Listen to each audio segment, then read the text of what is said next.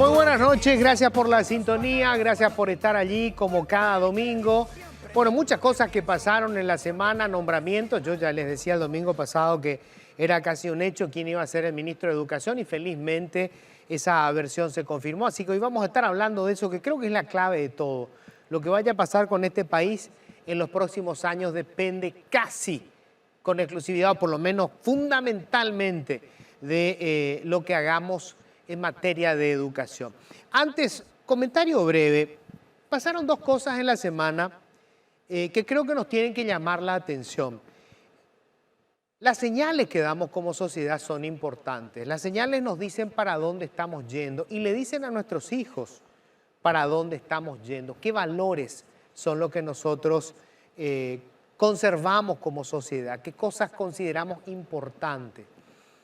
Y decía yo, pasaron dos cosas que tienen que ver con el culto a la persona, al personalismo. Eso, ustedes saben, forma parte, lamentablemente, de nuestra historia. La historia del Paraguay es una historia de caudillos, de líderes, de dictadores.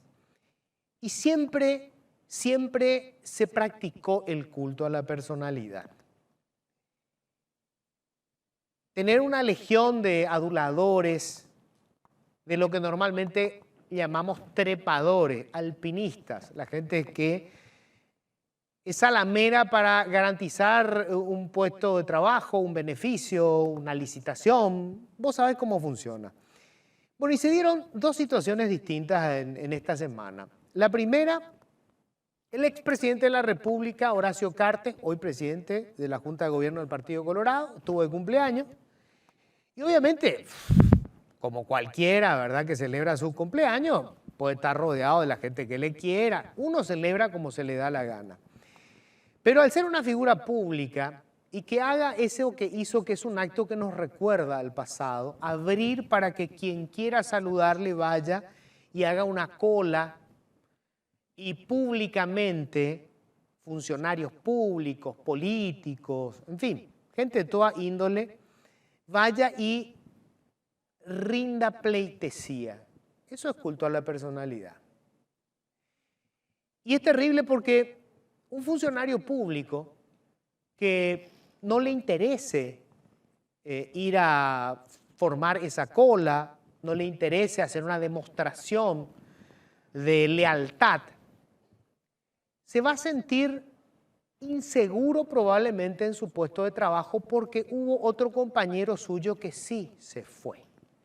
O sea, hacer un acto como este es de alguna manera exponer a todas las personas que están vinculadas a la administración pública o a las empresas que pertenecen al expresidente a someterse a esto, porque si no da la impresión de que queda bajo riesgo, o que queda expuesto, o que su lealtad con la empresa o con el partido no es lo suficientemente clara.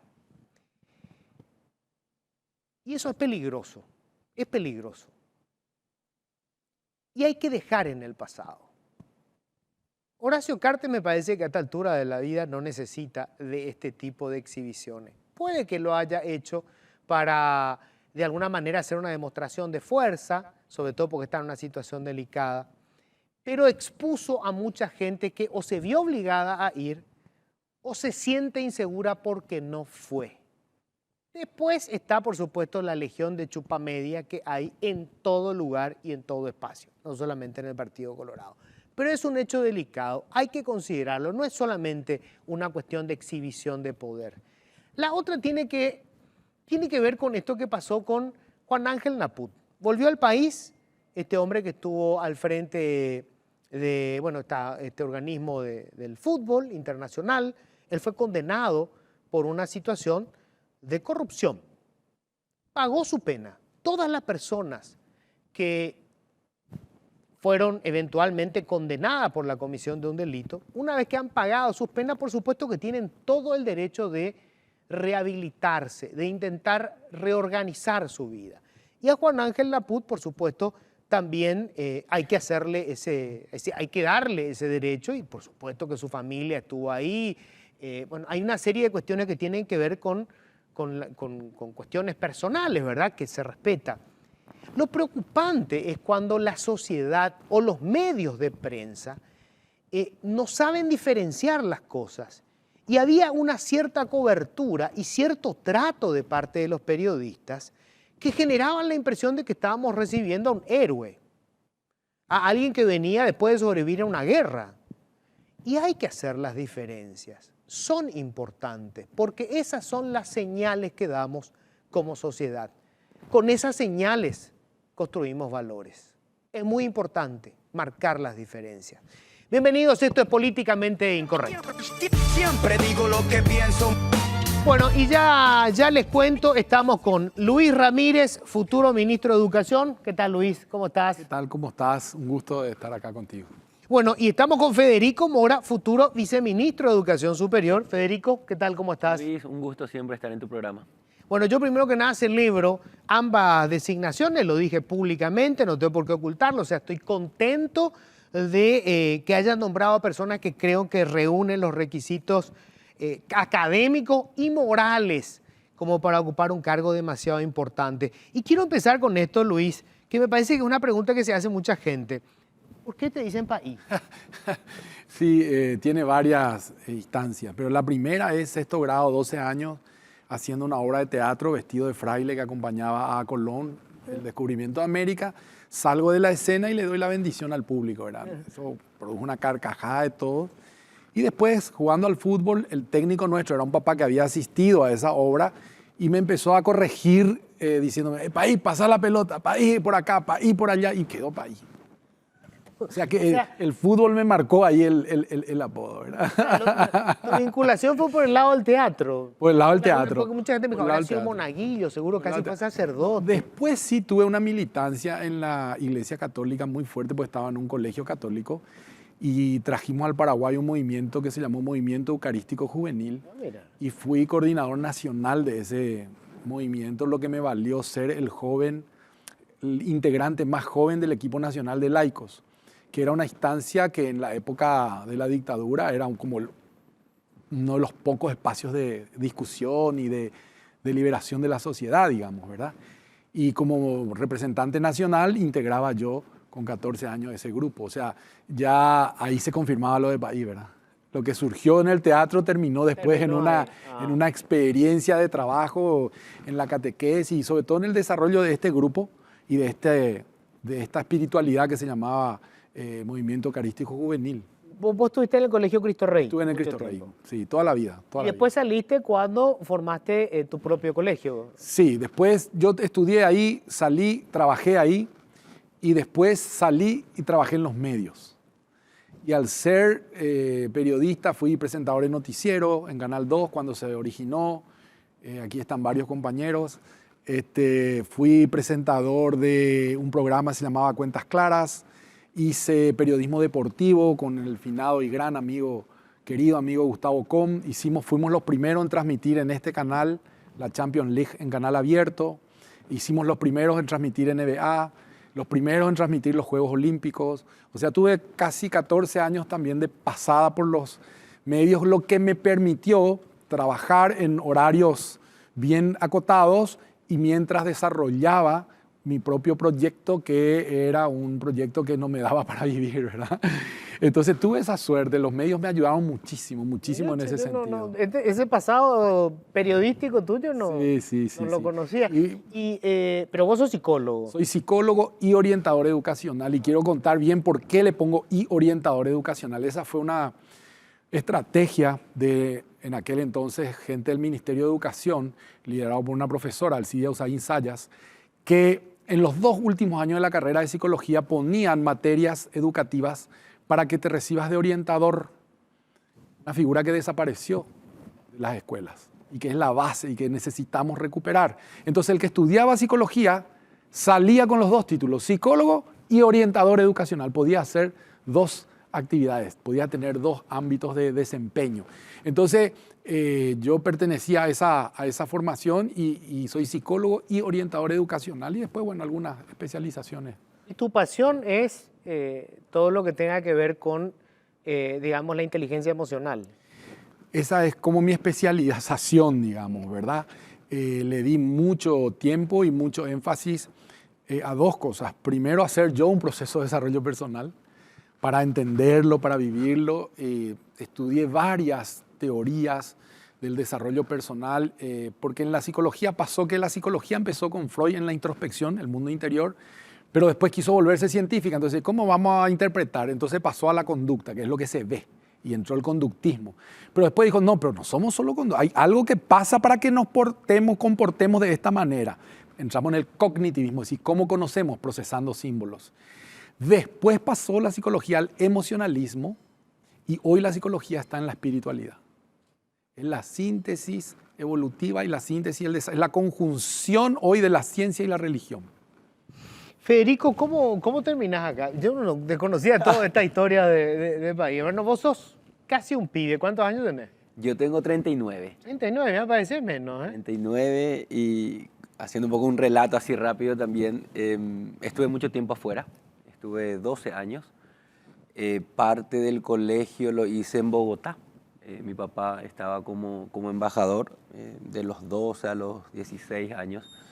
Yo me graduó del colegio ya en España, en Salamanca. Fui un año antes, mi hermano comenzaba la carrera, mi hermano mayor. Hice la carrera allá, Sociología y Ciencias Políticas, 5 años. Luego fui a la India, estuve 6 meses en la India en un proyecto de cooperación. Luego voy a Londres 2 años, hago la maestría en políticas públicas. Y como parte de la maestría estuve un tiempito en CEPAL, en Santiago de Chile. Y de ahí vuelvo a Asunción en el 2010.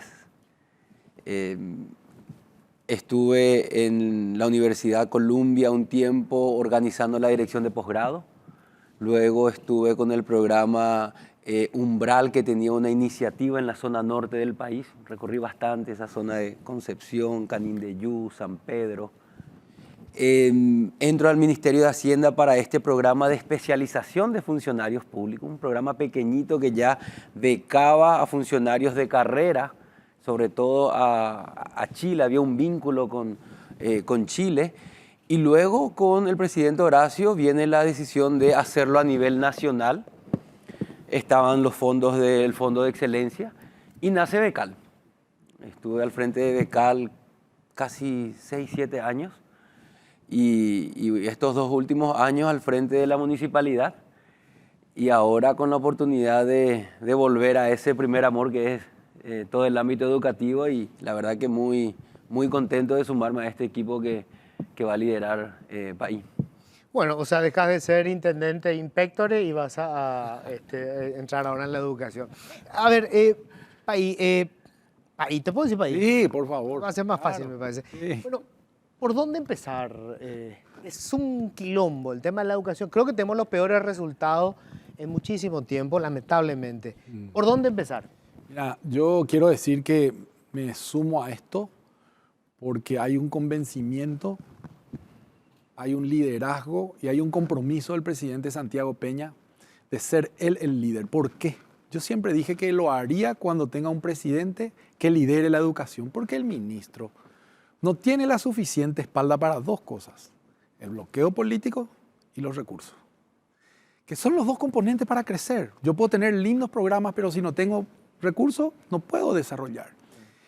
Y el compromiso del presidente de liderar en esos 2 factores hace que a mí me corresponda, y con todo el equipo, con Federico y con David y con todos los que vamos a trabajar, pongamos la parte técnica, que es lo que nosotros sabemos, que es lo que nosotros hacemos. ¿Y por dónde empezar? Empezar simultáneamente por varios aspectos, pero primero tenemos que revisar y ver qué vamos a hacer con la infraestructura. No puede ser que hace 10 años no podamos reparar 600 escuelas. Algo tenemos que buscar, una salida tenemos que buscar. Después podemos hacer un zoom ahí. Tenemos que reorganizar los institutos de formación docente. La formación del docente tiene que ser ya más actualizada. ¿Qué significa más actualizada? El docente estudia A y cuando sale se le pide que haga C. Eso es imposible. Entonces vamos a ponernos de acuerdo. ¿Qué vamos a hacer? Vamos a hacer B. Bueno, vamos a formarle ya en B. Entonces hay que hacer un rediseño de los institutos de formación docente y de la formación y la carrera docente. ¿Qué significa la carrera docente? Cómo un docente, siendo mejor docente, puede ganar más. Eso hay que construir y ese tiene que ser también un acuerdo y un pacto, porque la idea es que los propios gremios lo hagan. En Paraguay somos poco proclives a la evaluación, ni a la sangre no nos queremos ir a sacar para no saber cómo estamos, ¿verdad? Pero la evaluación, o sin la evaluación, es muy difícil hacer los cambios y los ajustes. Por lo tanto, tenemos que incluir la evaluación. Y la evaluación del maestro no es para eliminarlo, es para ubicarlo en un mejor lugar. Por ejemplo, vos sos muy bueno para conectarte con los alumnos, pero no sos tan bueno para la enseñanza de la lengua. Federico es muy bueno en la enseñanza de las matemáticas. Entonces, no hay pues todólogo. Entonces, Luis va a hacer ese trabajo de maestro comunitario, el que se conecta, y Federico va a enseñar matemática. Entonces, ese mapeo tenemos que tener ¿para qué? Para ganar tiempo. Porque el que es bueno que entre ya, sobre todo en los cursos iniciales y básicos. El otro gran desafío es tecnológico en el sentido de que tenemos que definir bien qué tecnología y dónde. Yo soy partidario de que la tecnología entre en los 3 últimos años con mucha fuerza. Full tecnología. Antes, hasta el 6º grado, más humanidad. Los 3 últimos años de la primaria. De la media. De la media. Podría ser también en la escolar básica el 8º y el 9º. ¿Sí? Desde el 8º, 9º para arriba. Pero antes, volver a la tecnología de los libros. Tenemos el sueño de hacer 2 cosas. Solamente comprensión lectora. Leer, escribir y comprender lo que lees. Porque es la llave para todo. Podés hacer ciencia, podés hacer sociales, podés hacer todo si comprendés lo que lees. Nosotros no comprendemos lo que leemos, pero no estoy diciendo en la escuela. En la universidad no se comprende lo que se lee. Y tan fácil era, antes teníamos lectura comprensiva, decía, ¿cuál es la idea central? ¿Cuál es la idea secundaria? Eso nomás ya te cambia totalmente la vida. Ni eso no estamos haciendo, ¿verdad? Entonces, el plan lectoescritor, un plan de desarrollo de lectura, escritura, un plan de desarrollo de la comprensión, matemáticas y desarrollo integral, desarrollo humano.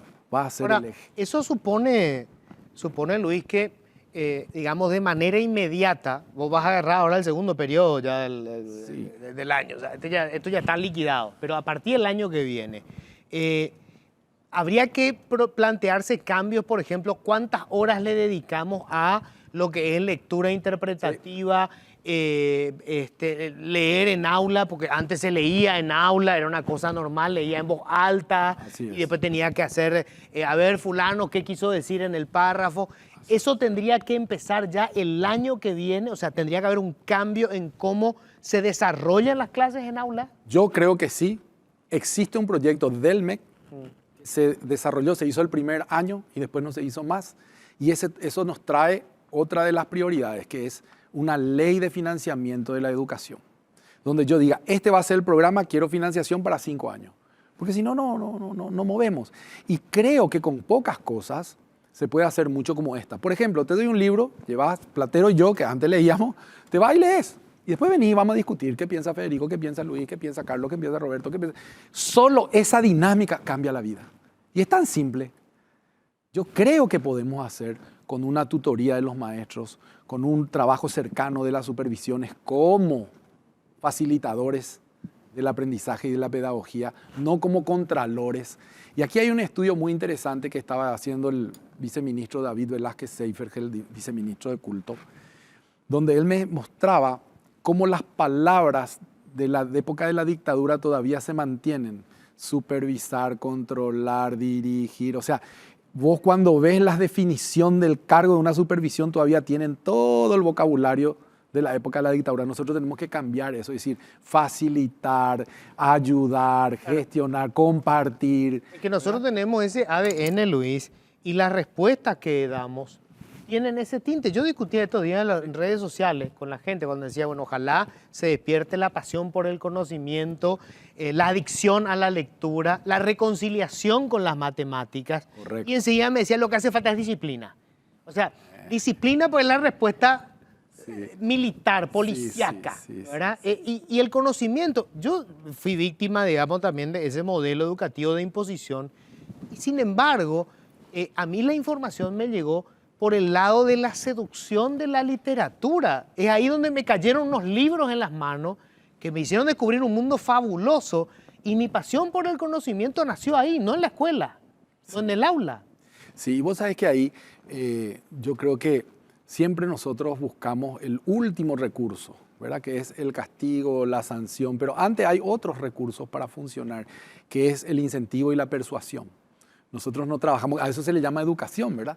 Nosotros no trabajamos en eso. Siempre vamos y queremos sancionar, queremos castigar. Ese es un cambio paradigmático que tenemos que tener, que tenemos que desarrollar y que se puede realizar, digamos, en un corto tiempo, porque tampoco tenemos mucho tiempo. Acordate, el periodo de duración de un ministro de 1 año y medio nomás. No, yo espero que esto lo cambiemos también, ¿verdad? Porque... Forma parte de lo que queremos cambiar. O sea, queremos hacer una gestión también política pública distinta, más ágil, más dinámica, más rápida, más cercana, en donde podamos evitar esa superburocracia y superestructura, ¿verdad? Entonces, creo que esos son cambios que se pueden ver y que se pueden hacer en el mediano plazo. La verdad que en educación nada es magia ni nada es rápido, pero nosotros tenemos 4 años para hacer bien las cosas, Luis. Si no, yo creo que el país no va a despegar. Y voy a poner un ejemplo que es siempre el más fácil de entender. Va a venir una empresa extranjera, tenemos energía, tenemos agua, tenemos todo tenemos. Tenemos recursos humanos. No tenemos capital humano. No tenemos capital. Y eso es lo que preguntan, pero no preguntan si, ahí sabes qué preguntan, ¿cuál es el proyecto del país para el desarrollo del capital humano? Y ahí viene algo que es para mí muy importante. No tenemos un proyecto educativo nacional. Porque ustedes siempre te suelo escuchar que decís, no, tenemos que lograr que sea como el BCP. Pero ¿qué tiene el BCP? El BCP tiene un proyecto del desarrollo económico que a nadie se le ocurre venir a mover por ninguna causa. Claro. Eso nosotros no tenemos en educación. Viene una política monetaria y una política fiscal, pero no hay una política educativa. Exacto. Esa política educativa, si nosotros construimos, yo me puedo retirar tranquilo. Pero también el consenso de toda la clase política, social, gremial, de que vamos a respetar esas políticas. Entonces se puede ir Luis, puede venir Federico, puede venir David, puede venir quien venga, que tiene trazada una política que fue construida por los paraguayos. Y esto es lo otro. Mucha gente piensa que la cooperación es el problema. Yo pienso que el Paraguay, al no tener una política, es el problema. Porque entonces no podemos recibir, como su nombre dice, cooperación, coopera contigo. Pero no puede cooperar si vos no sabes con qué.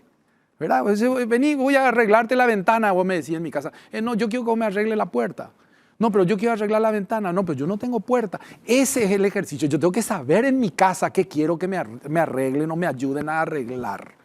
Y eso no está claro. Eso no es un día viene uno y funciona. ¿Qué hace? Ayuda a que la función pública sea por guetos. O sea, yo soy del nivel inicial y salgo a buscar quién me puede financiar, porque como no me financia mi ministro, como dicen acá, porque acá todo el ministro hace, como mi ministro no me atiende, mi ministro no me financia, salgo y busco. Y entonces esta situación es financiada por uno, la otra por el otro, la otra por el otro, y tenemos un Frankenstein ahí de financiaciones y de proyectos.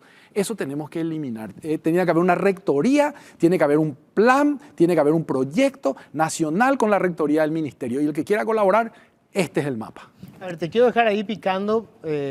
Hablamos recién de lectura, matemática. Quiero saber cómo formamos los maestros para eso. Pero voy un ratito con Federico. Federico, tomás lo que es educación superior. Sí. Y hoy hay un problema serio porque el MEC, o sea, las universidades en teoría tienen autonomía. O sea, el MEC casi no tiene injerencia. Pero resulta que nosotros tenemos una cantidad de oferta de educación terciaria, de educación universitaria, que se vende como producto, como licuadora, y nos responde a una política pública. Muchas veces van y pagan caro por una carrera que no tiene salida laboral, o lo que están enseñando ahí está absolutamente desfasado con respecto a la realidad del mercado.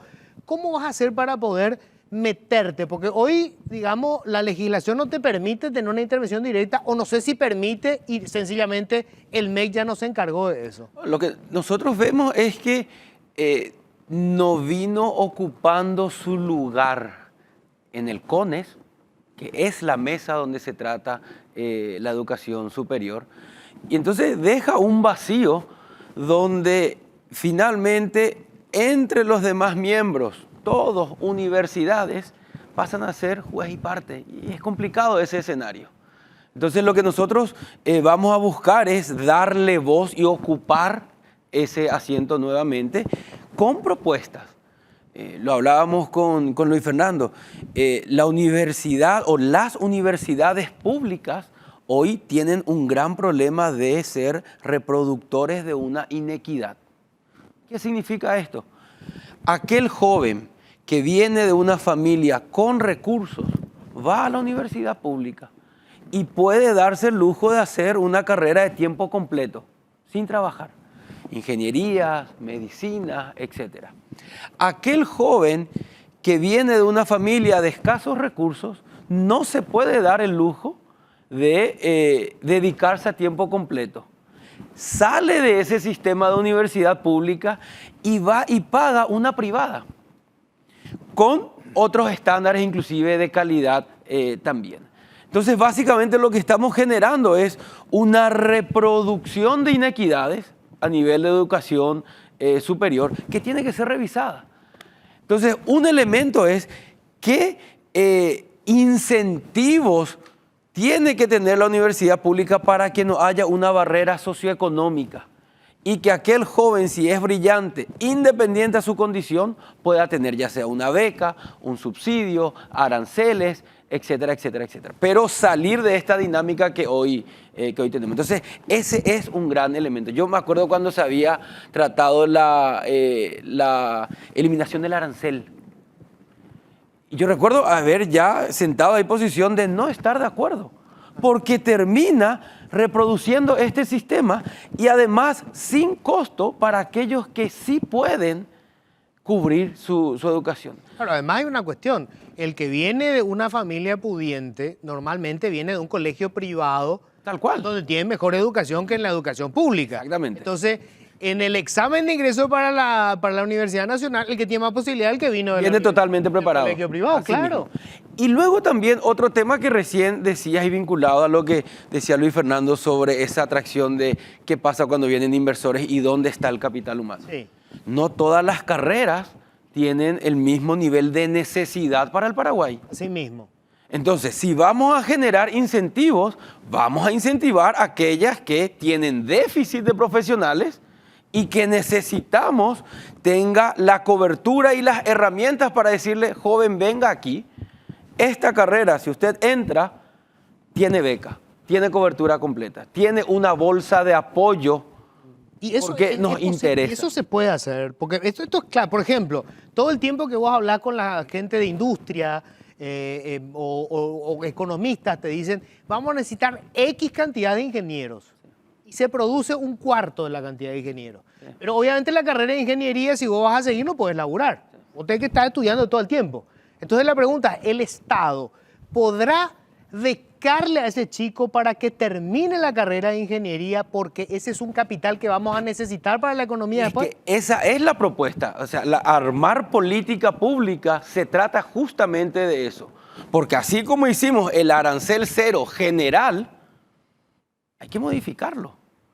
Y hay que decir, arancel cero para estas carreras en todo caso, para estos estudiantes que tienen una condición socioeconómica, inclusive, ¿por qué no?, de acuerdo al rendimiento. Pero no puede ser general para todo, porque entonces el Estado no te está diciendo qué quiere. Y el Estado, con una política pública y con un plan rector, tiene que decirte, esto yo necesito y por eso oriento la política pública a esto. Y hay otro elemento más, que también está en educación superior, que son las tecnicaturas, los institutos técnicos superiores. Eso es clave. Hay que meterse en la cabeza. ¿El MEC puede controlar eso? También. Porque vos sabés que había institutos de formación docente privado donde salían como... Sí. Sacaban como zapatillas, gente que tenía un título supuestamente para ser docente, pero no tenía los requisitos. Es el otro pie de esa intervención en educación superior. Y es interesante porque nosotros venimos de una situación donde en muchas familias se da la posibilidad del primer universitario. El padre, la madre no llegaron y entonces está esa aspiración.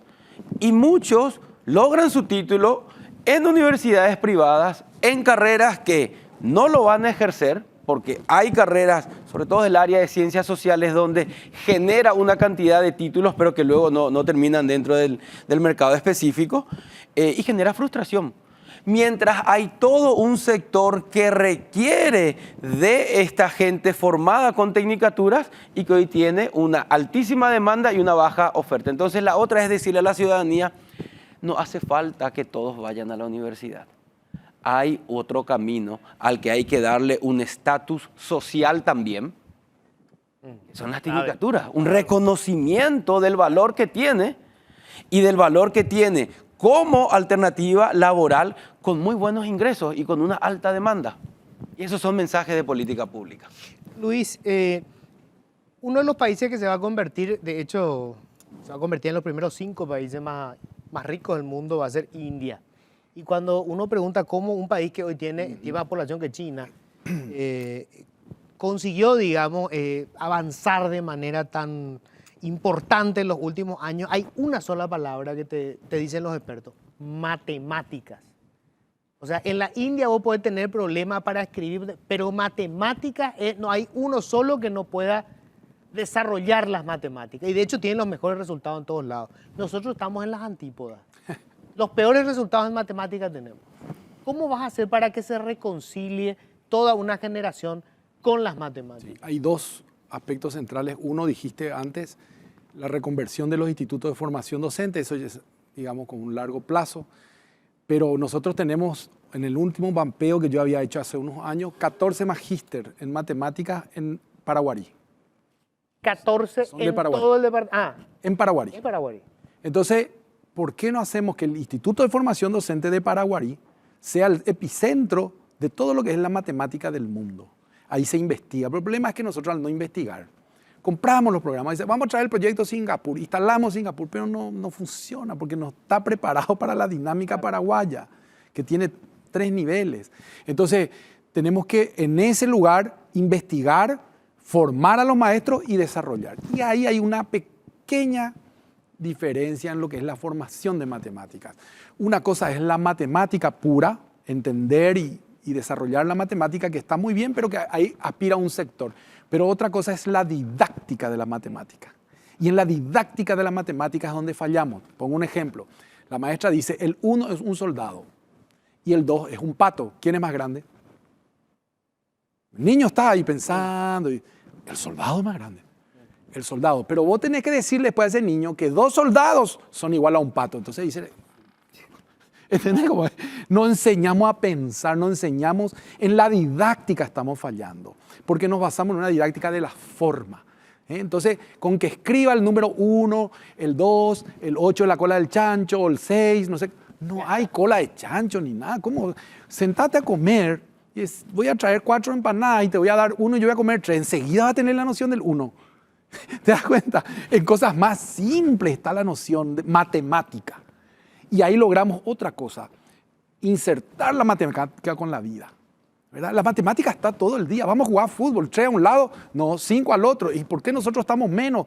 Enseguida te dicen, quiere decir que se puede llegar con pequeñas acciones. Entonces yo digo, y tengo la suerte de ser amigo, y lo habrán visto en los videos que sacó un banco muy prestigioso a un español, que es uno de las mentes más brillantes en la didáctica de la matemática. De hecho, ya lo traje al Paraguay y formamos a 3.000 maestros en el nivel inicial hace muchísimos años. Y es el único país, Paraguay, que tiene la licencia para reproducir los libros de este señor de forma gratuita. Nunca lo hicimos. Está entre mis planes convencerlo de que venga a Paraguay para hacer un proyecto de formación de los maestros del nivel inicial, quiere decir por lo menos hasta el 4º grado, para la didáctica de las matemáticas. Yo creo que si logramos trabajar con los maestros y en esos 4 años el niño ya desarrolla este pensamiento, comparación, clasificación, con tapita podemos hacer. Vamos a juntar todas las tapitas y clasificamos, ordenamos, hacemos clasificación jerárquica. Ahí se va desarrollando ese pensamiento al que después le puedo agregar el número.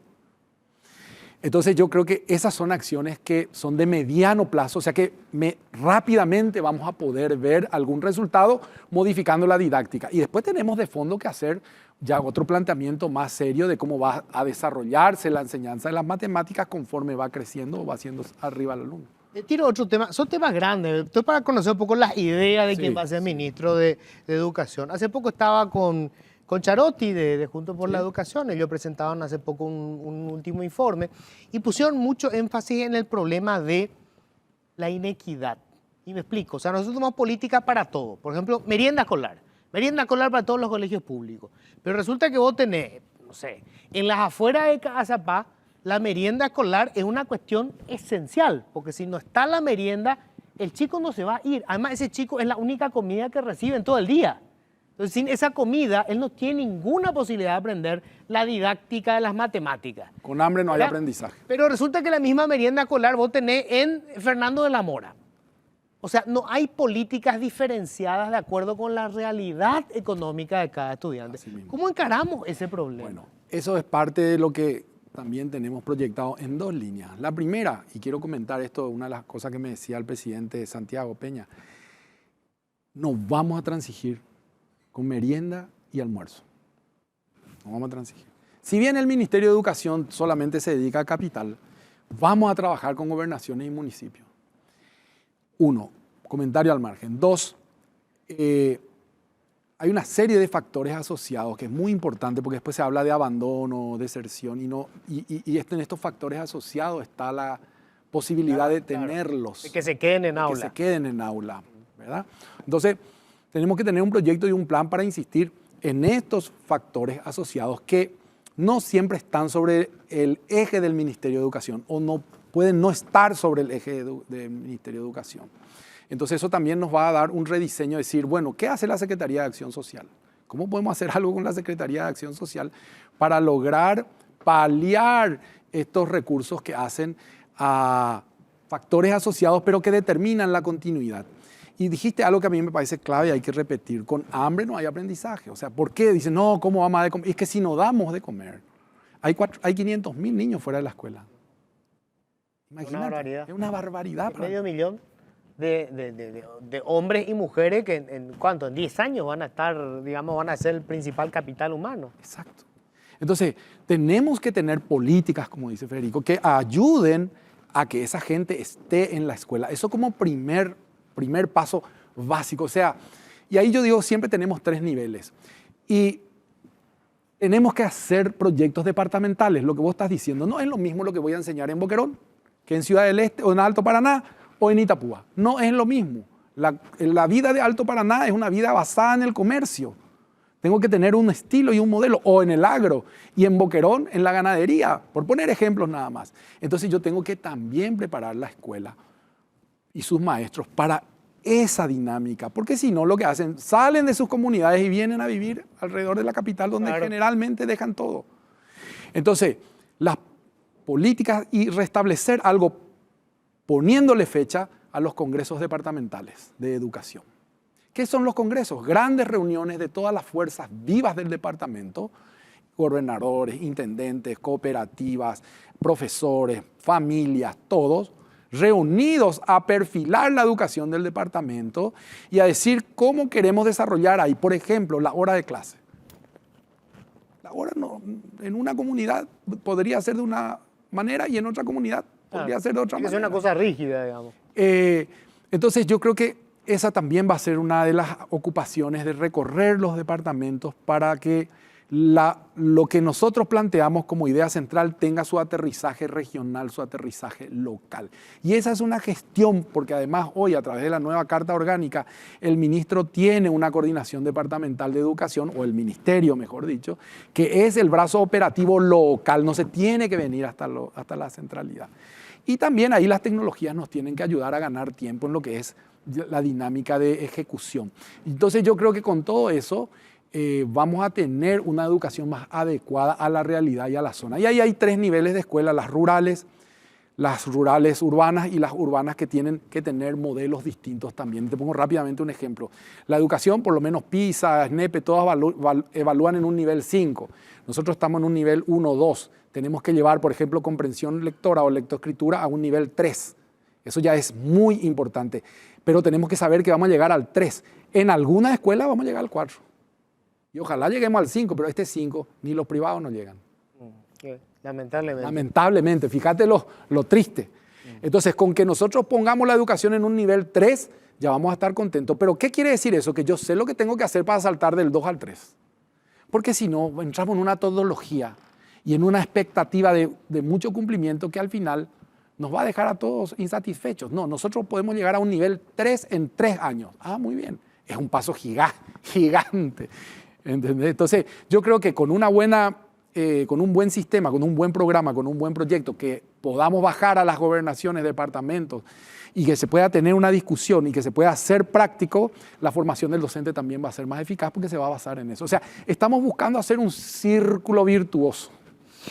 Federico, una cuestión gravísima hoy de la educación universitaria en Paraguay. Corrupción.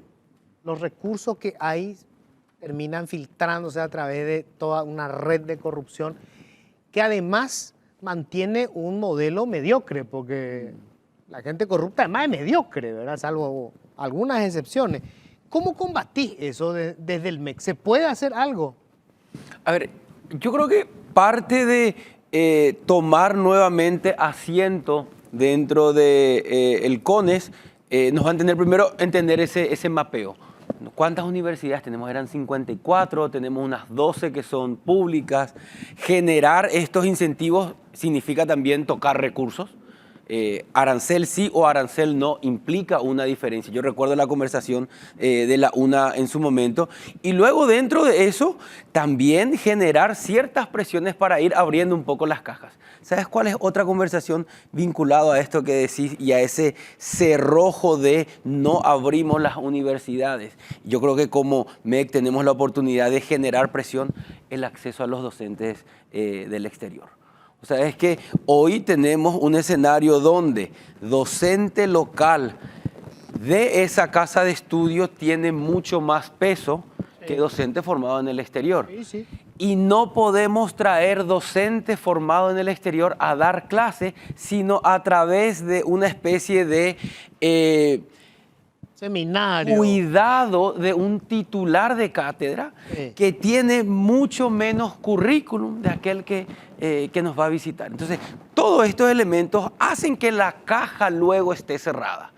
Nosotros habíamos ya planteado estos temas inclusive desde el post-becal, diciendo, la gente que formamos tiene que llegar a la academia y tienen que generarse los espacios para ellos. Y eso comienza, como se dice, a darle luz a tanto encierro que hoy tiene. Para que entienda la gente, hoy viene un doctor, viene alguien que hizo una especialización en Harvard, con un doctorado de Harvard, y quiere enseñar en la Universidad Nacional y puede ser ayudante de cátedra. Sí. De alguien que nunca salió del país. Totalmente. Entonces, ahí hay una conversación. Dentro del CONES hay otra conversación importante que tiene que ver con todo este ruido de cómo se maneja ese mundo.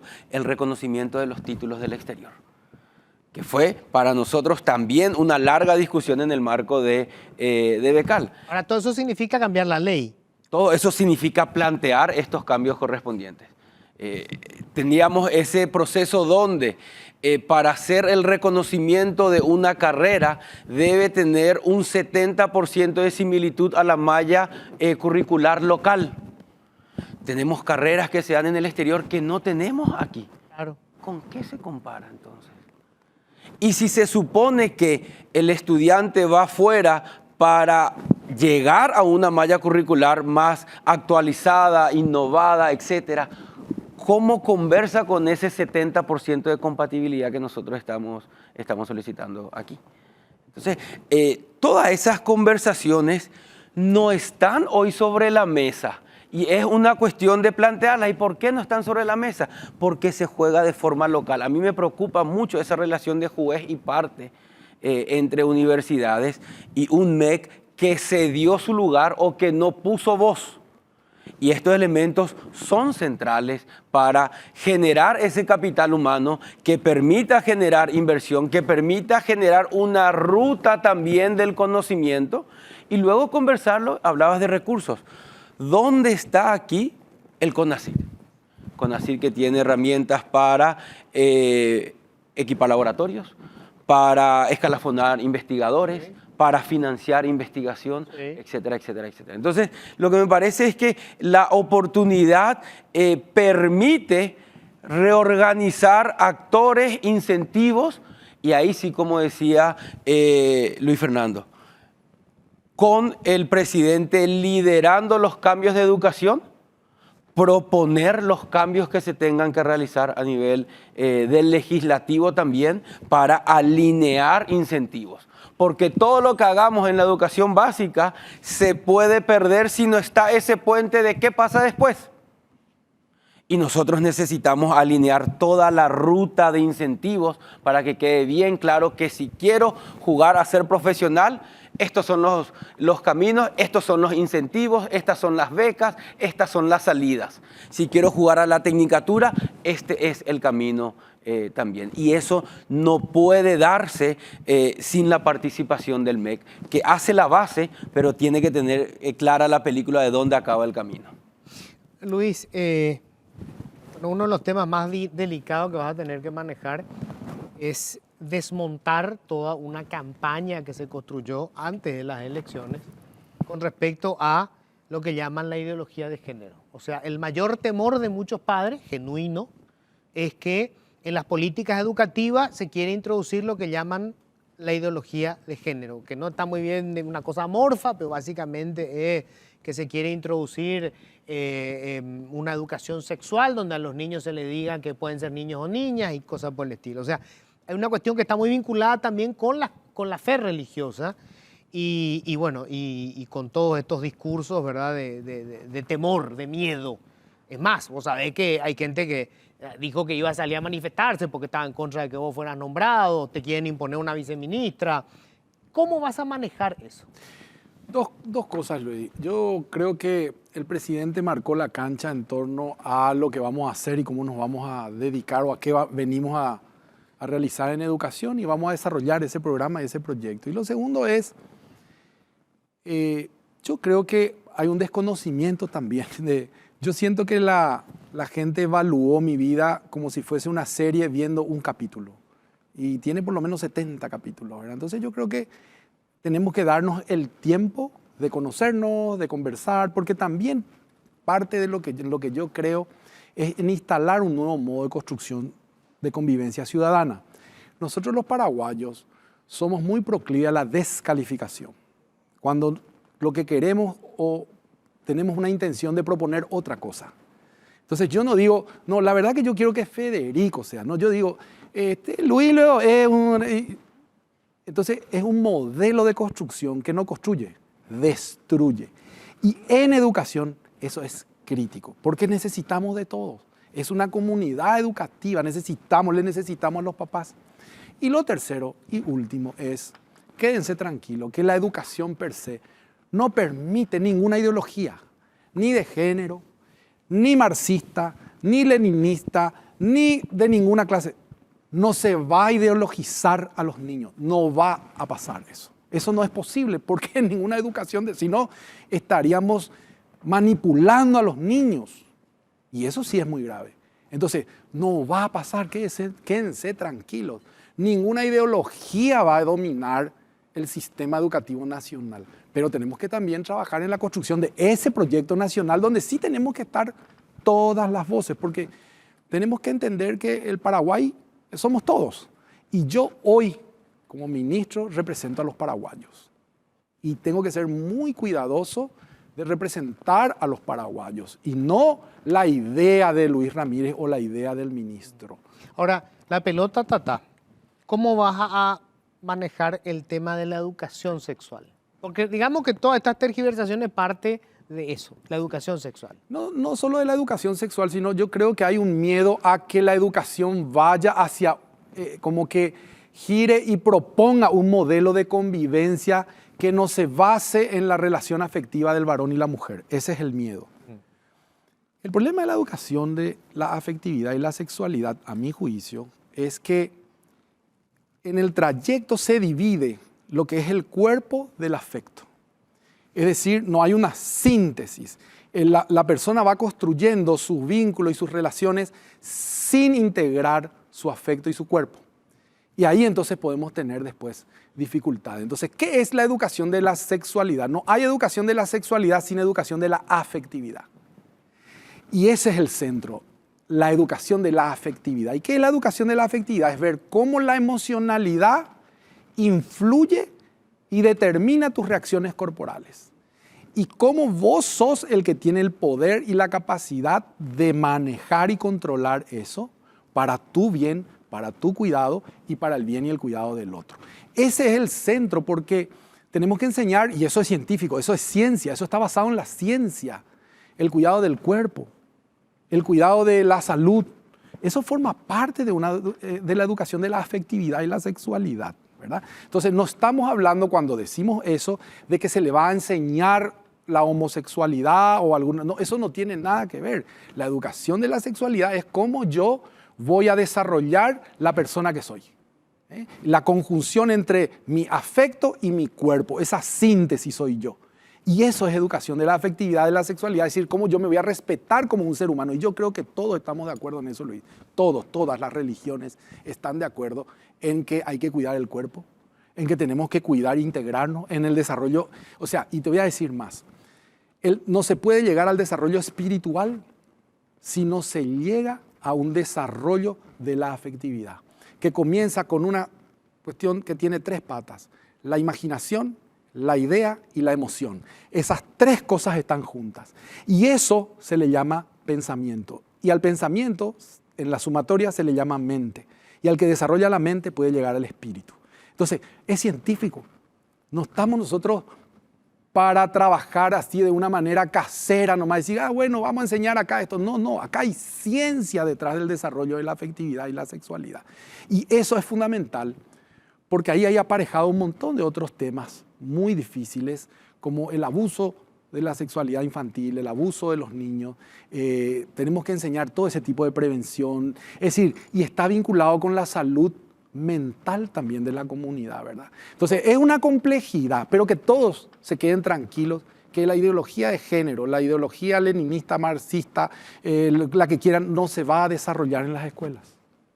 No se puede hacer. Luis, Federico, muchísimas gracias. Menudo laburo el que tienen por delante. Si nosotros dentro de 3 años conseguimos que el adolescente, que sea el que fuere que tengamos a mano, es capaz de leer un texto e interpretarlo, y si yo le digo, hacemos una regla de 3, entiende lo que es una regla de 3, yo creo que el trabajo de ustedes será un éxito. Yo creo también lo mismo. Quiero también decir, Luis, que a mí no me mueve nada más que lograr eso. Yo dejo muchísimas cosas, y la más importante, sacrifico mi familia y lo único que uno puede tener valioso, que es su reputación, para dar este paso, porque creo en que la educación es el camino para que podamos por fin despegar. Si no, a lo mejor vamos a tener que buscar otro país para vivir. Muchísimas gracias. Gracias. Gracias, Luis. Un gusto estar siempre aquí y gracias, Luis Fernando. Gracias. Bueno, tenemos que hacer una breve pausa. Enseguida vamos a estar nosotros con legisladores que integran esto que para muchos todavía es un misterio, Cruzada Nacional. Muchos se abrieron, se cerraron, hemos escuchado a algunos de sus representantes. Yo tengo que decir públicamente, Yolanda Paredes me pareció espectacular, clara, firme, espectacular. Y bueno, pero ¿para dónde van? ¿Qué apuntan? ¿Qué quieren hacer en el Congreso? Bueno, es un misterio para muchos. Vamos a tener a sus representantes acá en la mesa enseguida. Bueno, tengo que decir que se me ha complicado terriblemente poder conversar con los integrantes de Cruzada Nacional, porque, bueno, muchos no quisieron estar. Zenaida, que la senadora, que ya no está, ya renunció. Yo dije, bueno, igual quiero hablar con usted para saber, bueno, cuál va a ser su posición. Bueno, no quiso saber nada, se abrió, no respondió. Después tenemos a Yaminal o Norma, que también no aceptó, dijo que no quiere hablar ahora. O sea, una confusión muy grande, y es preocupante porque Cruzada Nacional es la tercera fuerza política. Su líder, que sigue detenido, que a mí me parece una cosa absurda que un candidato, quien haya sido candidato a presidente y que haya cosechado casi 700.000 votos, siga privado de su libertad, me parece una barbaridad. Pero bueno, hubo todo un sector que votó, se convirtieron, repito, en la tercera fuerza y sin embargo hoy tenemos este desbande. Entonces queríamos tener a alguien en la mesa de Cruzada Nacional que nos diga, bueno, qué es lo que está pasando y para dónde va a ir esto. Y está con nosotros y le agradezco muchísimo al senador José Oviedo. ¿Qué tal, José? ¿Cómo estás? Hola, Luis, buenas noches. Saludos a toda la audiencia, teleaudiencia de todo el país. Bueno, a ver, primero contanos, ¿de dónde venís, José? Contame un poco tu historia. Bueno, yo soy oriundo de Juan de Mena, en la cordillera. Estuve trabajando siempre en el sector privado, soy ingeniero en electrónica y bueno, esta es mi aventura política que está siendo exitosa. Espero contribuir con la construcción de un nuevo Paraguay. Ese es mi sueño. Bueno, lo tuyo, ¿tú sabes cómo se debe morir de envidia una cantidad de políticos que te ven? Porque digo, tu primera vez y llegaste al Senado, caramba. Pero yo hice una evaluación muy exhaustiva sobre si era posible o no. Y sí, resultó que iba a ser posible, entonces me involucré en esto. No me lancé por lanzarme nada más.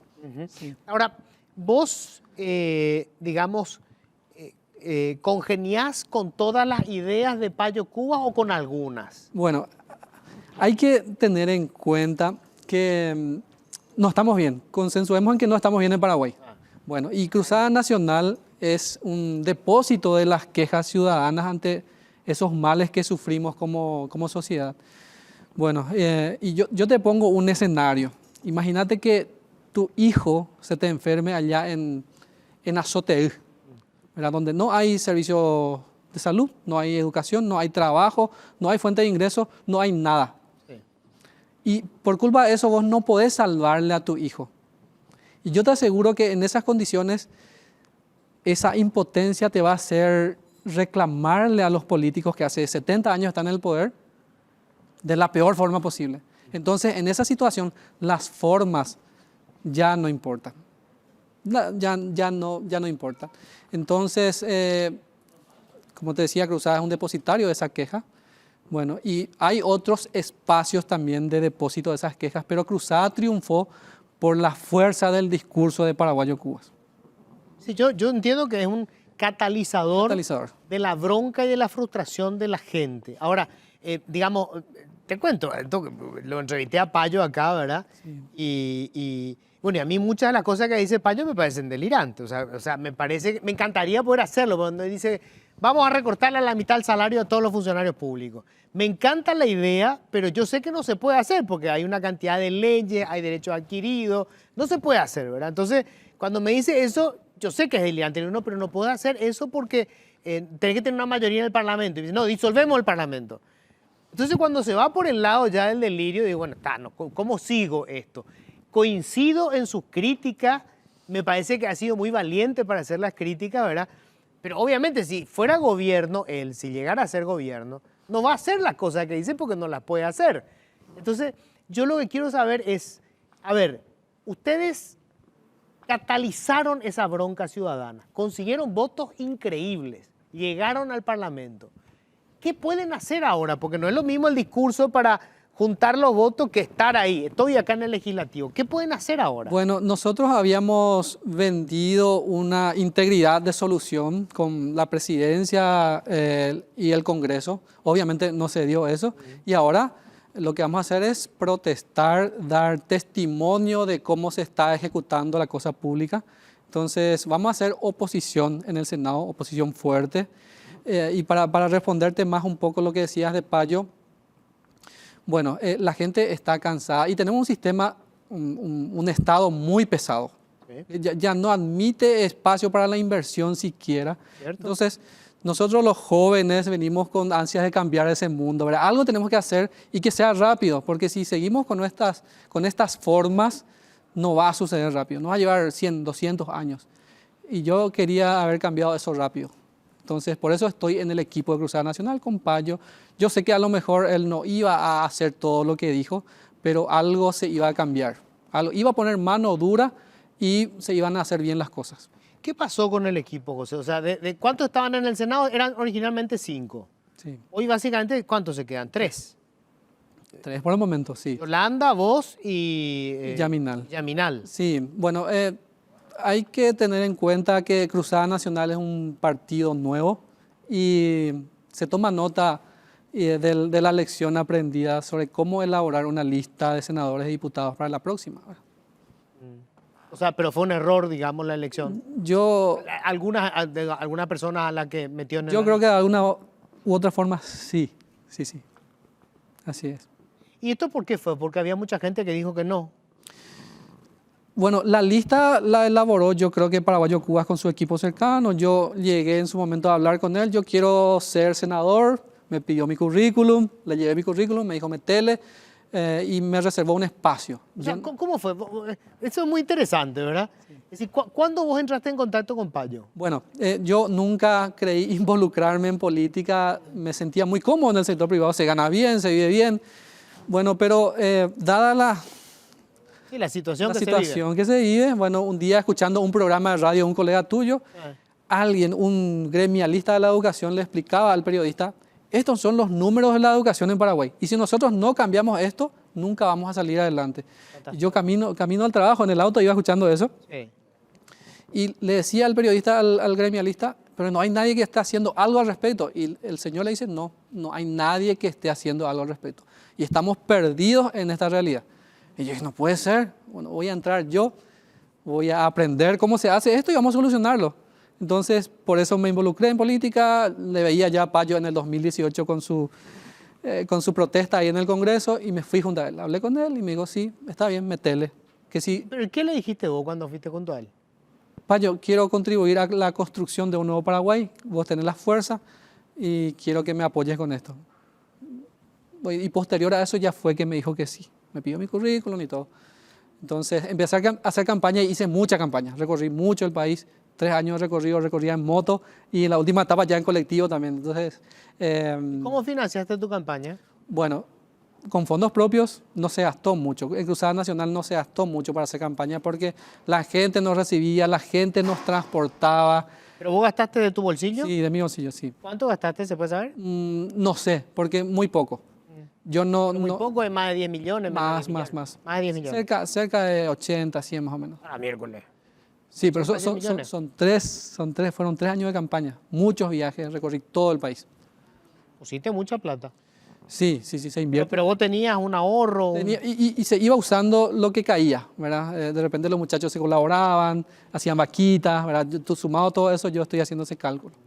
¿Y vos vas con algún proyecto, José? ¿Hay algo que vos decís, bueno, yo esto quiero hacer? Recién hablaba el futuro ministro aquí. Sí. Me encantó lo que dijo de que depende de cómo se enseña matemática, ¿verdad? Yo quisiera agregarle, nosotros tenemos que saber más matemática y comunicación, porque la comunicación influye sobre la autoestima y ayuda a generar pensamiento crítico. Sí, señor. Nosotros en Paraguay, el 80% de la población no tiene comprensión lectora, no sabe lo que lee. Entonces, también el nivel de involucramiento en el proceso de cambio es muy bajo. Entonces, si nosotros no cambiamos eso, yo voy con un paquete de proyectos de ley relacionados a la educación, a la innovación tecnológica, porque soy investigador tecnológico. Entonces, no te voy a adelantar de qué se trata porque son temas controversiales, no quiero que generen esos preconceptos todavía mis compañeros, pero voy a estar trabajando sobre eso. ¿En materia de innovación tecnológica? Sí, innovación también. ¿Y eso puede ser controversial? No, en tema de educación, porque vamos a tocar ley orgánica y demás. ¿Ley orgánica del Ministerio de Educación? Podría ser, sí. Nosotros habíamos desarrollado, por ejemplo, un vehículo aéreo no tripulado cuando no existían las aeronaves no tripuladas. Y es una aeronave militar que tenemos acá en Paraguay y que bien podría ser utilizado para resguardar las fronteras. Bueno, yo quiero que los niños, los adolescentes se involucren en ese tipo de proyectos y nos ayuden, que nos ayudemos todos como paraguayos a levantar este país. Y la tecnología podría salvarnos de nuestra ineficiencia. Recién decía el ministro que con la tecnología se ahorra mucho y realmente sí, la tecnología puede ayudarnos a ahorrar mucho.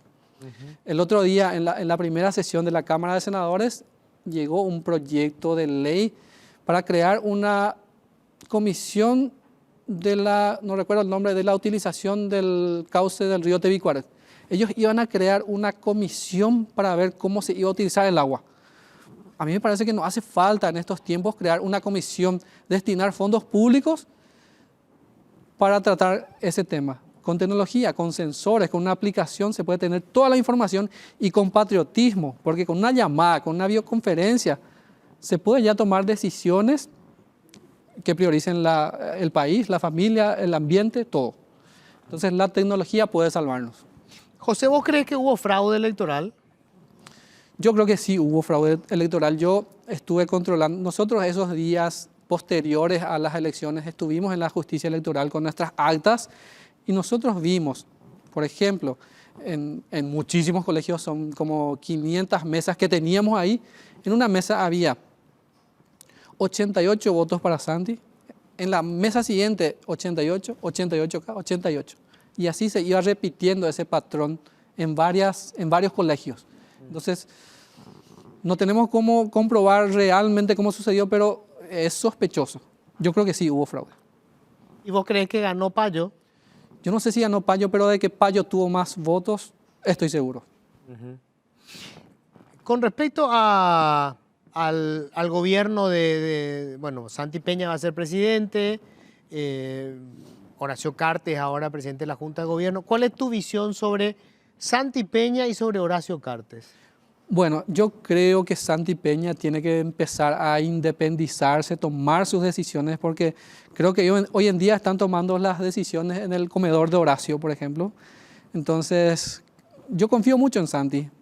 Yo soy muy optimista, utilicemos lo que hay. Él es un joven muy preparado y bueno, yo creo que vamos a avanzar y nosotros le vamos a apoyar, no vamos a poner ese palo en la rueda como muchos piensan.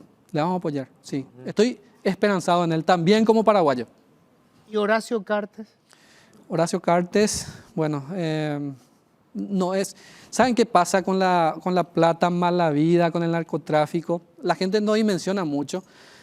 Con los aviones, no sé si Horacio Cartes hace eso, pero la plata mal lavida disminuye nuestro poder adquisitivo como paraguayos. Por eso es que nos cuesta cada vez más comprar 1 kilo de pan para llevar a nuestras mesas. Por eso es que ahora mismo, si no tenés una moto, ya no hay casi colectivos. Yo en estos últimos tiempos me estuve moviendo en colectivo y no hay colectivos. Cada vez estamos viviendo peor.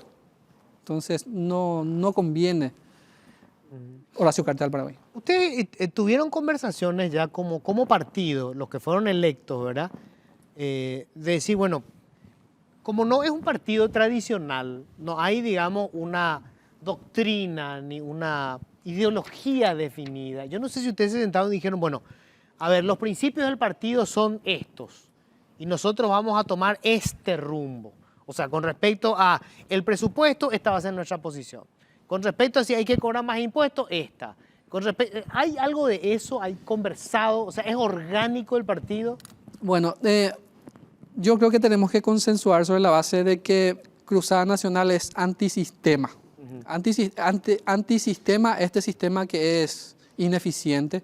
Entonces, hacia una optimización del sistema es donde vamos nosotros, ¿verdad? No está hablado realmente, pero hablando con Payo, eso es lo que nosotros captamos, ¿verdad? O sea, es algo así como, estamos en contra, pero no definimos qué vamos a hacer para sustituir esto. Personalmente, como José Oviedo, sí, yo te puedo decir que sí. Claro, pero no como partido. No digamos. como partido aún, pero eso se va a dar en estos días, cuando Payo salga, vamos a hacer una gran convención y vamos a redefinirnos como Cruzada Nacional. Correcto. ¿Vos crees en la democracia? Creo en la democracia.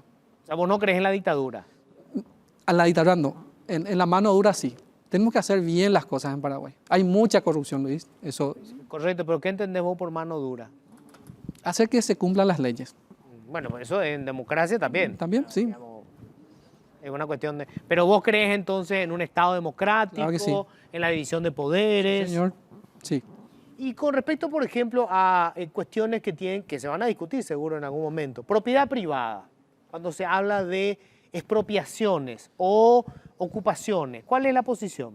Bueno, la propiedad privada hay que respetar, sí, pero hay muchas tierras mal habidas en Paraguay. Inclusive hasta ahora se están dando las tierras mal habidas. Yo tengo gente en el equipo que persigue eso. Y si las tierras mal habidas hay que recuperarlas y la propiedad privada hay que respetarla. O sea, eso quiere decir, si en el Parlamento se plantea una expropiación, de las tierras de, no sé, los herederos de un general de la época de Stroessner, ¿verdad? Que se dice, no, esto es tierra mala vida, era tierra del Estado y esta persona no era sujeta a la reforma agraria. Y se plantea una expropiación. ¿Vos votarías a favor? Probablemente yo voy a plantear. ¿Vos plantearías Sí, lo de la sí, claro que expropiación? sí. Vivimos en un país donde la distribución de tierras es muy desigual. Inclusive creo que es el peor país del mundo en distribución de tierra. Entonces, algo tenemos que hacer al respecto.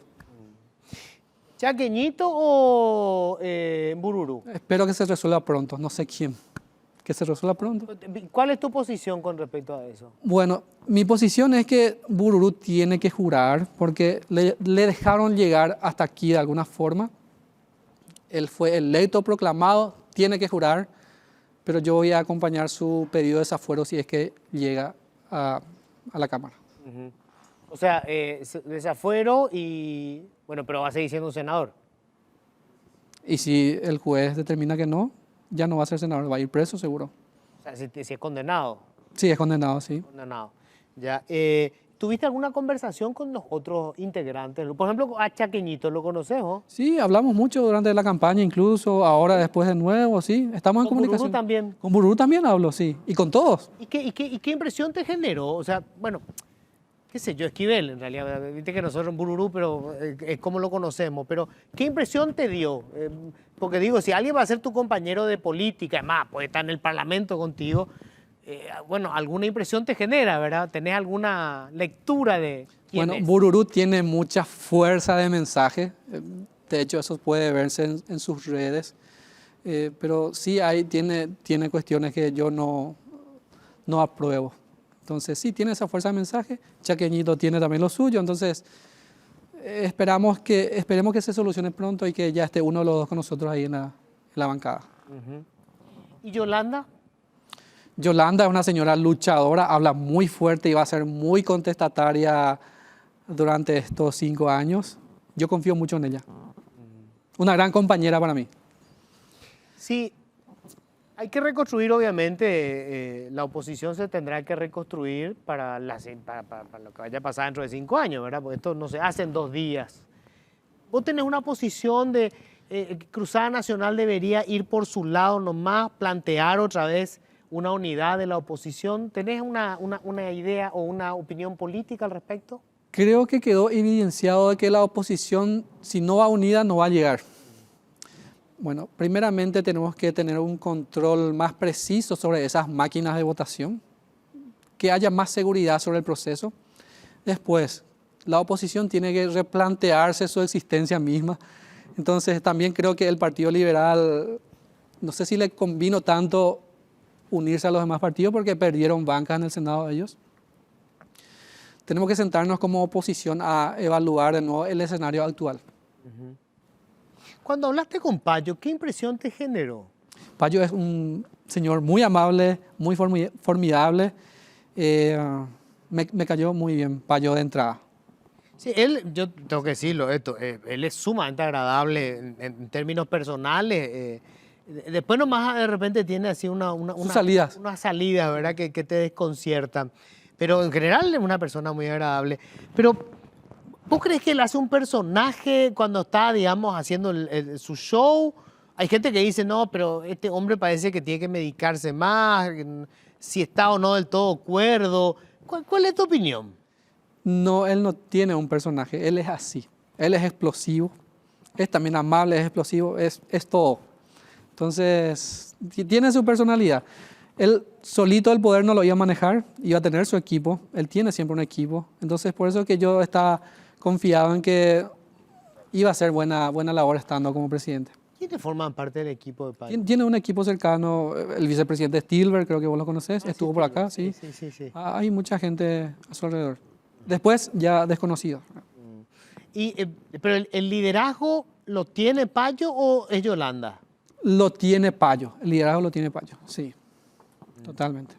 Y ahora que él está privado de libertad, si es que sigue, no sé, realmente me parecería una barbaridad que siga privado de libertad. Una cosa es que siga el proceso judicial, pero que siga privado de libertad me parece una barbaridad.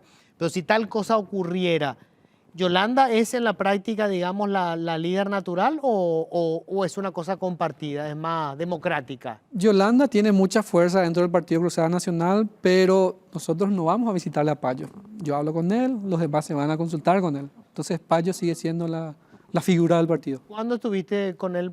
Hace 15, 20 días más o menos estuve hablando. ¿Y cómo lo ves a Payo? ¿Cómo está? Payo está tranquilo, él es feliz. Él es feliz haciendo política, sea cual sea la circunstancia. Y él está, bueno, en su celda. Sí, él está en su celda. O sea, está optimista igual, él no. Está optimista igual, sí. ¿Y te sorprendió el resultado? ¿Te sorprendieron los casi 700.000 votos? Yo sí. Es muy honesto. Me sorprendió porque creí que debía ser más. ¿En serio? Porque sí, nosotros recorríamos, salíamos en la calle a preguntar y todos iban a votar por Payo. Yo hice esa, porque muchos me decían, ¿cierto? ¿Será que ustedes creen que van a ganar? Y yo hacía esa medición personal, iba a preguntar y todos iban a votar por Payo. Entonces yo creía que él iba a tener más votos. ¿Y cuando salían vos salías a hacer campaña con él? Muy pocas veces me tocó coincidir. ¿O hacías con él. solo? Yo hacía solo mi campaña, viajaba más bien por un tema de presupuesto, porque Payo moviliza mucho, él lleva 2 camionetas, un equipo de nuevo, y yo muy livianito con una moto o un colectivo. Entonces, más bien por eso. Y él tenía porque a Payo no le marcas la agenda. Él un día puede estar acá y al otro día si te dice que va a estar allá, está al otro lado. Entonces, no puedes seguirle mucho. Y como yo seguía trabajando en el sector privado, yo me movilizaba los fines de semana o por las noches. Y él seguía su campaña. ¿Vos estabas como empleado o es tu empresa? No, como empleado, sí. La pucha, o sea, digamos, fueron muy concesivos contigo también. Y ¿O en tu rato libre hacías campaña? en mis ratos libres, obviamente, sí, los fines de semana, después de salir del trabajo. Pero sí cumplí muy bien con mi labor y hablé con la gente de la empresa para que me tenga esa consideración. O sea, y tus compañeros de trabajo, por ejemplo, ¿se imaginaron una vez que ibas a terminar siendo un senador? Yo creo que ni los compañeros de trabajo, ni la familia, no creían. ¿Vos estás casado, familia? Tengo una familia, tengo una pareja, tengo un hijo. Sí, vivo en Villa Lisa. Hijo chiquito, supongo. Hijo chiquito, sí. Oh. ¿Y en tu familia, que cuando le dijiste me voy a lanzar a ser candidato al Senado, que te dijeron, ¿estás loco? ¿Cómo estás al tomate? Bueno, la decisión que tomé yendo al trabajo en el auto, yo dije, voy a involucrarme en esto, no sé cómo voy a hacer, me lanzo. Le llamé a mi señora que estaba dormida, le dije, quiero candidatarme, ¿me vas a acompañar? Y me dijo, mira, Espera, ¿a qué hora fue eso? a las 6 de la mañana más o menos. Y me dijo, Pero ella estaba en tu casa y vos le llamaste a las 6 de la mañana y le dijiste... quiero ser candidato a diputado o senador, no definí todavía cuándo eso, ¿para qué? Y me dijo, mira que es un trabajo más, si te animás te acompañamos. Bueno, gracias, chao. Le llamé a un... Pero qué encanto tu señora. Referente y todo lo que implicaba eso, porque implica mucho esa respuesta. Y le llamé después a un referente del partido que ya conocía en Villa Lisa y con él nos fuimos junto a Payo. ¿Ese mismo día? No, ya fue unos 2 días. 2 días después. O sea, ¿y él te dio la bendición o cómo fue? ¿Quién? Yo. Ese día él me dijo que sí, no habría problema, pero faltaba mucho, faltaban 3 años. A la miércoles. Él me dijo, Ah. y después ya cuando se iba a confeccionar la lista, él me pidió mi currículum, le envié y toda la historia. Pero en tu casa no creían que fueras ganador, ¿eh? En casa, hasta un año antes no creían, pero después ya vieron que era muy posible, porque la gente se sumaba. La gente busca una esperanza, busca soluciones, y si te vas, te presentás, le hablas.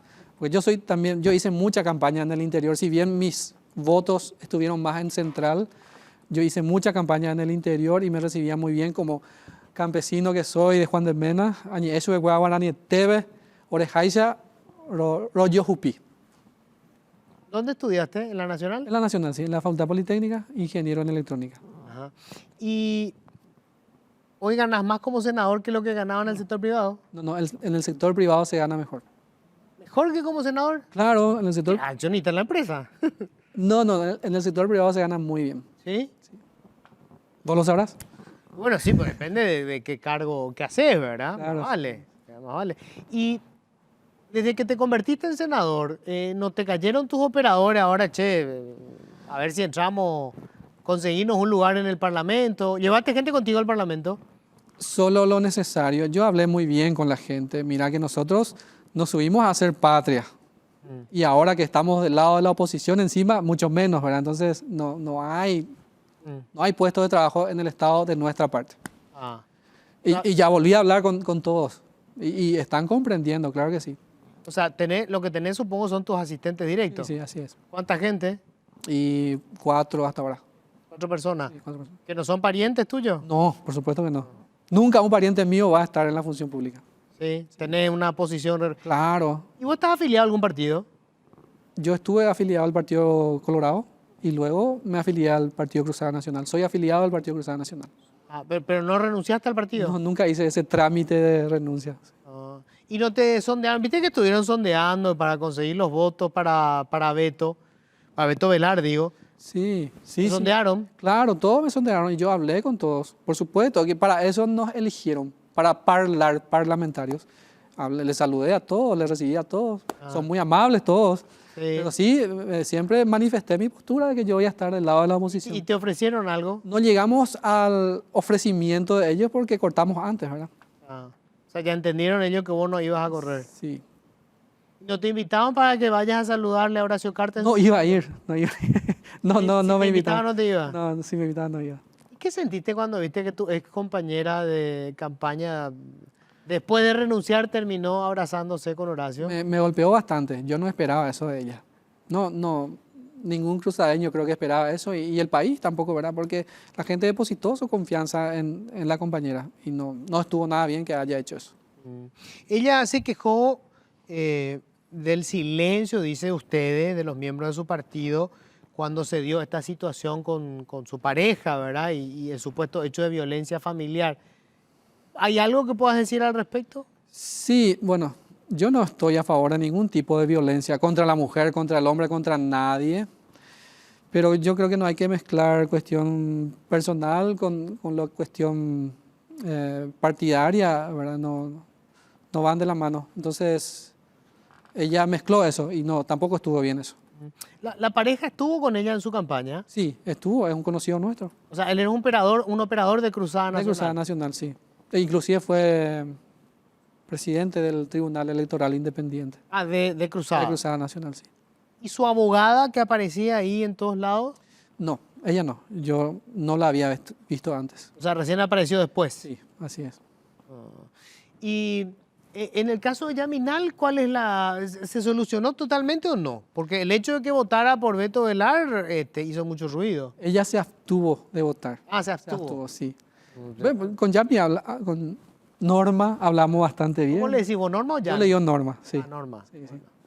Y suelen conversar a menudo. Claro, siempre, siempre. Es mi compañera. Estaba sentada al lado mío. O sea, ella sigue siendo, digamos, de Cruzada TET, ¿no? Es que... Sátete, sí. Hay una foto que publicamos recién donde estamos los tres, ya Minal, Norma, José Oviedo y Yolanda. que fueron a visitarlo a... No, estábamos en el Congreso, ¿verdad? Pero creo que ese Pero es... están juntos los tres. Estamos juntos los tres. ¿Y con los diputados de Cruzada cómo te llevas? Muy bien, me llevo bien con la diputada Sena, con la diputada Lady, con Jatar llegué a hablar en un momento también, ¿verdad? Ajá. Con Miguel Martínez llegué a hablar también, creo que se está independizando también de él. Ah, él también se está independiendo. Según escuché, es así, no sé Esto- si es cierto. Pero es muy raro eso, digo, llegan al poder y apenas unos días después ya empiezan a independizarse. Creo que hay que marcar muy bien los objetivos de principio y a lo mejor no se hizo eso de forma adecuada en Cruzada Nacional. Y justamente por eso digo que a lo mejor se está tomando nota de la forma en que se elaboró la lista.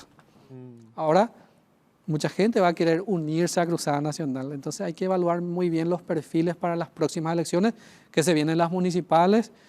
Vamos a presentarnos en las municipales y en las generales nuevamente con Paraguayo Cuba como candidato a presidente. O sea, digamos, el próximo desafío para Cruzada son las municipales. Las municipales, sí. Y ahí ya, después de este resultado, porque nadie se esperaba, bueno, ustedes dicen que sí, ¿verdad? Pero Nosotros sí. realmente fue una cosa increíble. Mucha gente se comunicó con ustedes, intentó sumarse al partido ahora. Muchísima gente quiere sumarse al Partido Cruzada Nacional. Ahora mismo no estamos haciendo afiliaciones por una cuestión de formatos y demás que se van a definir en estos días y ya empezamos a afiliar. Tenemos 23.000 afiliados más o menos y esperamos llegar por lo menos a 300.000 de aquí a un año. ¿Cuántos son hoy, perdón? 23.000 y pico. Y esperan llegar a 300.000. Es algo que yo digo, sí, seguro que mucha gente se va a unir porque ya ven que se puede construir desde la oposición y que hay una esperanza que puede responder al país después. ¿Y hay alguna definición que tengan ustedes en el sentido de, bueno, somos más de derecha, somos de izquierda, somos de centro? No somos ni de derecha ni de izquierda. Queremos que las cosas se hagan bien, que el Paraguay produzca. Yo personalmente, partido ni de derecha ni de izquierda. José Oviedo, quiero que el Paraguay produzca, que el Estado tenga la menor intervención posible en la economía, pero antes hay O sea, son más liberal.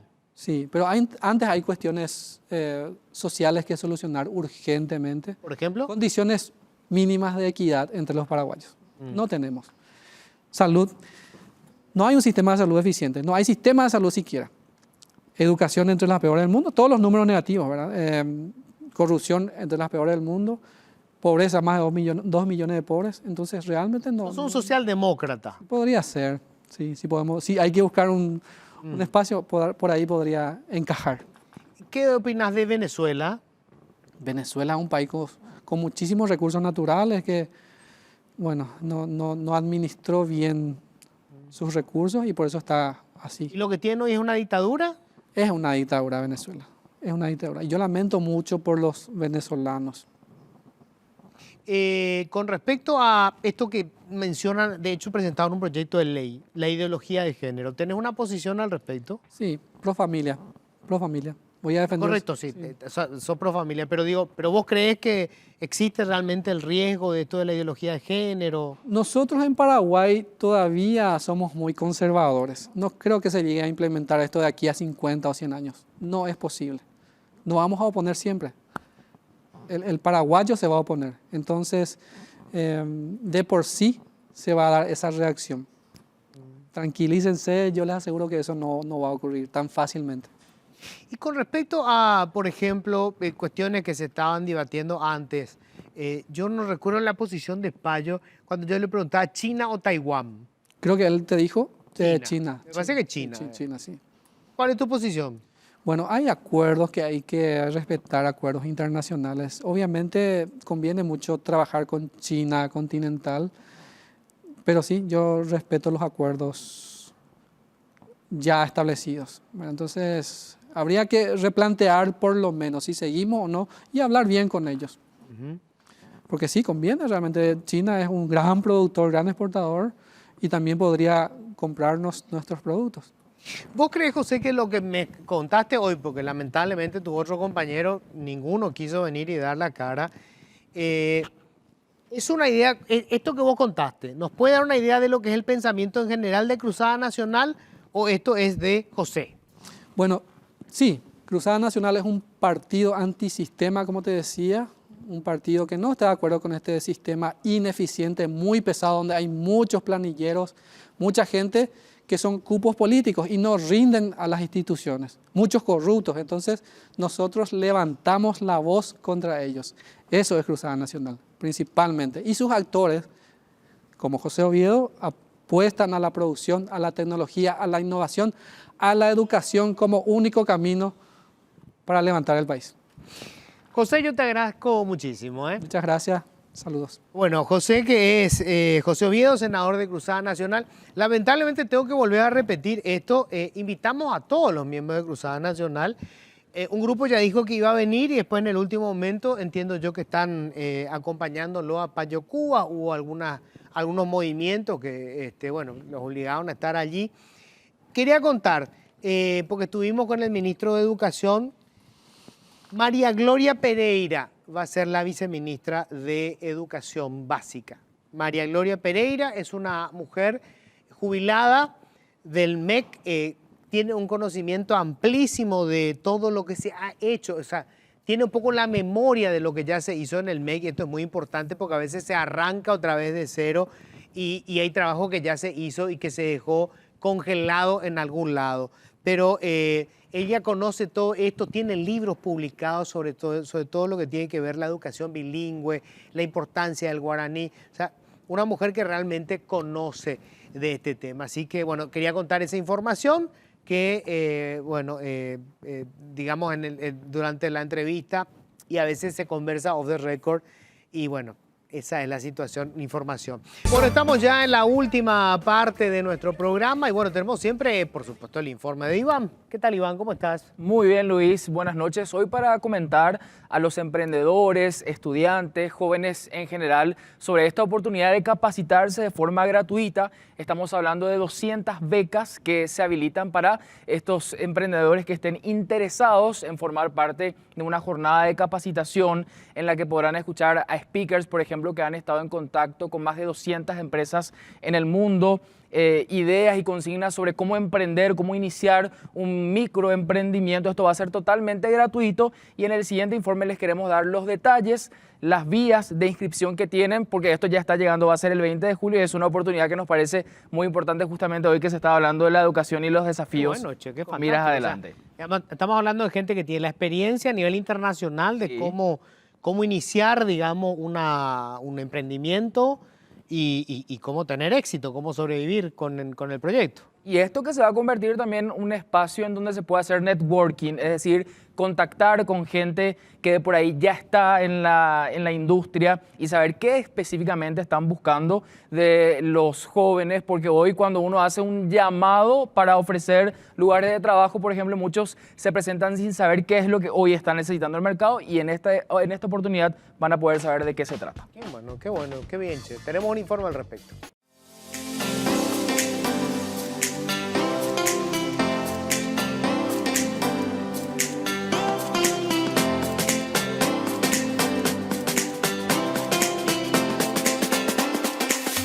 Emprendedores y estudiantes, esta es una oportunidad gratuita para capacitarse, hacer contactos y crecer. Se trata de un laboratorio de innovación dirigido a emprendedores y emprendedoras con un proyecto, emprendimiento sostenible o de impacto en fase de idea, consolidación o expansión. También a quienes busquen direccionar sus emprendimientos hacia modelos de negocios más sostenibles. Personas del sector privado, social o público con interés en generar impacto ambiental, social y económico y transformar sus desafíos en nuevas oportunidades de negocios sostenibles. Empezamos a crear estos espacios desde el año pasado y este año hacemos una apuesta todavía más grande. Vamos a dar 200 becas a este congreso y workshop de formación para emprendedores, donde el emprendedor va a poder aprender cómo hacer más sostenible su negocio y cómo esto puede ser un diferencial también como emprendedor para poder trabajar con grandes industrias, para trabajar como proveedor o para tener un valor agregado mismo desde el negocio. El propósito del Laboratorio de Innovación es el diseño de modelos de negocios de impacto, el desarrollo de capacidades para cambiar las percepciones y movilizar capital hacia una visión compartida para el desarrollo sostenible. Buscan conectar emprendedores, organizaciones y empresas para potenciar la colaboración y sinergias alrededor de desafíos de sostenibilidad e innovación. Las becas van a ser 100% gratuitas. Tenemos disertantes locales e internacionales. Vamos a tener, por ejemplo, a Christian Uhl, que lo traemos desde España, quien entrevistó a más de 200 directores de innovación de empresas de todo el mundo y nos va a contar qué es lo que hace esa diferencia o cómo yo, desde mi emprendimiento, puedo hacer una diferencia de innovación. También vamos a tener un workshop donde se va a enseñar cómo hacer estrategias de innovación desde el emprendimiento. Vamos a tener también a referentes locales que nos van a enseñar cómo ir transitando este camino a la sustentabilidad. Y por supuesto vamos a tener un panel con empresas como Cervepar, Paresa, entre otras, que van a explicarle al emprendedor también qué esperan las empresas de los pequeños emprendimientos para poder ser proveedor.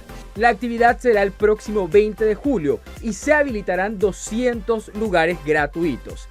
Los interesados pueden inscribirse en la página www.cienlabs.com.py. Los cupos son limitados.